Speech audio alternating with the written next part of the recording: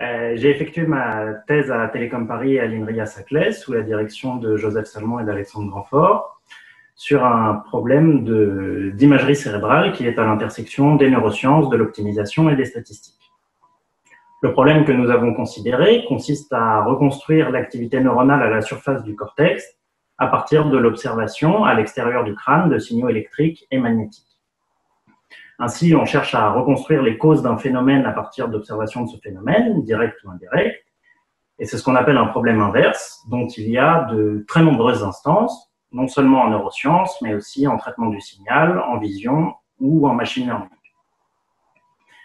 Parmi les principaux intérêts de la localisation précise de l'activité cérébrale, on peut citer la compréhension fine des dynamiques temporelles de certains processus cognitifs, ou la localisation de foyers d'épilepsie dans le cadre d'un diagnostic préopératoire. La première difficulté de ce problème, c'est qu'on est limité par le nombre de capteurs qu'on peut poser sur le crâne du patient. Ici, une centaine, alors qu'on cherche à connaître l'activité cérébrale à environ 10 000 endroits dans le cerveau. En termes mathématiques, on a plus d'inconnus que d'équations, donc une infinité de solutions. En optimisation, quand on est confronté à ce genre de problème, l'approche classique, c'est celle de la parcimonie, qui est en fait une application du principe d'Occam, de rasoir d'Occam, pardon, qui dit que devant deux modèles à caractère prédictif, à pouvoir prédictif équivalent, il faut privilégier le plus simple, celui qui a le moins de variables. Ici, on va chercher des activations cérébrales qui sont parcimonieuses, c'est-à-dire dans lesquelles seul un petit nombre de régions cérébrales sont actives. La parcimonie est un concept qui apparaît en neurosciences, mais plus généralement en machine learning, elle a eu un impact considérable au cours de ces 20 ou 30 dernières années. Et du point de vue de l'optimisation, les problèmes parcimonieux sont en général en grande dimension et mettent du temps à être résolus. Or, le praticien est devant son ordinateur, il souhaite parfois résoudre plusieurs de ces problèmes pour tester telle ou telle configuration, l'influence de tel ou tel paramètre, et il ne veut pas attendre à chaque fois 5 minutes le résultat de son expérience. Ce que nous avons proposé, c'est d'améliorer la vitesse des algorithmes de résolution de problèmes inverses parcimonieux en développant des algorithmes qui sont capables d'identifier les variables qui ne sont pas pertinentes, de les éliminer du problème et ainsi de réduire sa dimension et de le rendre plus facile à résoudre.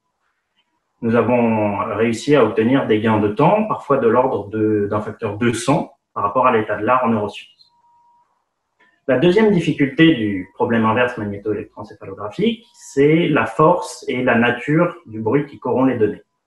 La magnéto- et l'électroencéphalographie sont des modalités qui sont non invasives. Il suffit de poser des capteurs sur le crâne du patient, puis de mettre sa tête dans une sorte de gros casque qui va enregistrer le champ magnétique.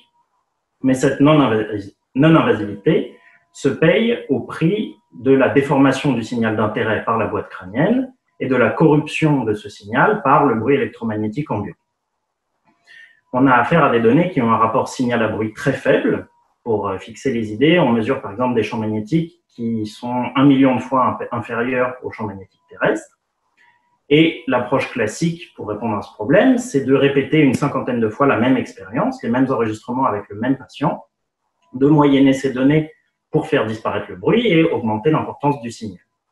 Le désavantage de cette approche, c'est qu'on effectue 50 enregistrements et finalement, on n'en utilise qu'un seul qui est la moyenne. Donc, on jette énormément de données. Dans ce cadre, nous avons proposé des estimateurs statistiques qui sont capables de traiter directement les données non moyennées pour estimer finement la structure du bruit, blanchir des données et estimer jointement l'activité cérébrale. Par rapport aux estimateurs préexistants, ceux que nous avons proposés sont calculables facilement, ils sont convexes. On peut leur appliquer les algorithmes de résolution que nous avons développés dans la première partie. Et nous avons, dans un troisième temps, fourni des garanties statistiques qui montrent que si les données sont effectivement parcimonieuses, alors avec une probabilité qui tend vers 1, notre estimateur retrouve les bonnes activations. Pour conclure, les outils numériques d'optimisation que nous avons développés ont été rendus disponibles en ligne sous la forme de packages Python open source. Ceci avec deux visées. La première applicative qui est de rendre leur usage facile par le praticien, tant en neurosciences qu'en machine learning. La deuxième d'un point de vue scientifique, qui est de faciliter la reproducibilité des résultats que nous avons publiés dans des conférences et des journaux de rang A+, tels que NeurIPS, ICML, iStat ou JMLR. À terme, la vocation de ces packages est d'être intégrés à des logiciels qui constituent actuellement l'état de l'art Python en machine learning ou en traitement de données électroencéphalographiques, qui sont respectivement scikit-learn et MNE. Merci de votre attention.